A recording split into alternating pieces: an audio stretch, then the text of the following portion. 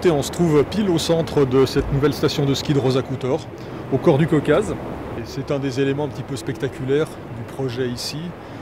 C'est la rapidité avec laquelle nos partenaires russes ont pu construire l'ensemble des infrastructures nécessaires pour les Jeux Olympiques de Sotchi, mais pas seulement.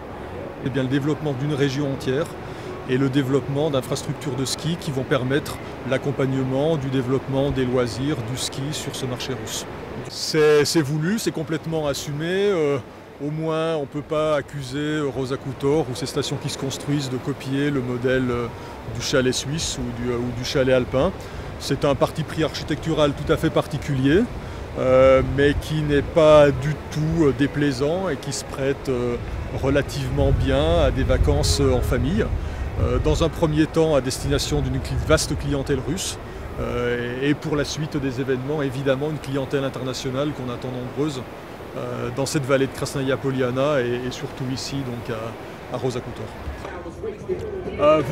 Vous avez ici la finishing zone, le Roza Stadium pour l'ensemble des épreuves alpines. Un stade de 18 000 places va être construit, ce qui est tout à fait exceptionnel et qui est complété par deux autres stades, un pour les activités freestyle et un autre pour les activités snowboard.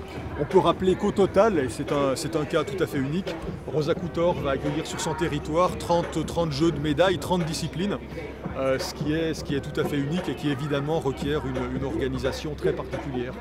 La montagne ici a été dessinée, aménagée en vue de l'organisation de ces Jeux Olympiques. On y consacre beaucoup de ressources, mais le résultat il est là, et le résultat pour nous, plus que des chiffres, c'est d'abord la satisfaction des athlètes, la satisfaction des organisateurs et les sourires des teams et du CIO et de la FIS quand ils sont chez nous, et ça c'est évidemment la plus belle récompense. Roza Khutor a fait le choix stratégique dès le départ de construire la totalité des infrastructures sportives et immobilières de cette station au cœur du Caucase.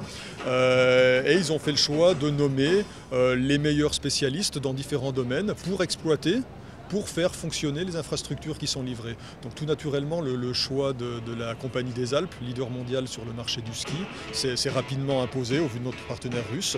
Et donc la Compagnie des Alpes est présente maintenant depuis un peu plus de 2 ans à Roza Khutor pour faire fonctionner les installations, les pistes qui sont construites par notre partenaire. C'est difficile de parler dans quel état, puisqu'il y a 2 ans et demi, pratiquement rien n'existait. Et ce qui surprend ici, c'est la volonté, le pragmatisme, la volonté d'avancer et de parvenir à des résultats concrets de nos partenaires russes.